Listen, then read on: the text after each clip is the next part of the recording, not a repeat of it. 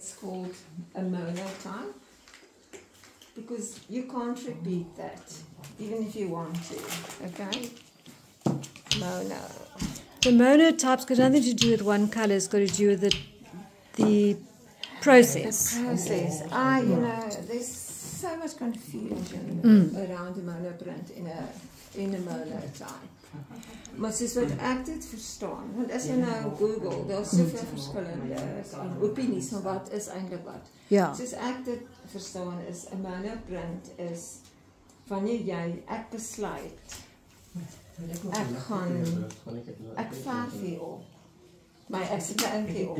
Ek sit verf hier op en dan verf ek my print op die plaat self. En ek maak 'n print daarvan. Dit is my monoprint. Okay. Waar met 'n monotype en dis waar die monoprint en monotype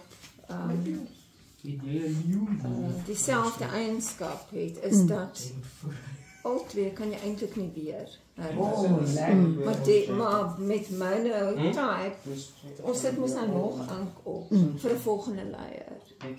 Ja. Maar met 'n monoprint het jy net een kans om dit wat jy geverf het te repliseer. Ja. Maar ons kan nou nog leiers opsit. Maar die verskillende So dis monotype. dis monotype. Ja. Maar as jy nou Google jelly plate printing, dan sê jy dis 'n monoprint en jy sal sien. Wow. Ja. Te veel terme.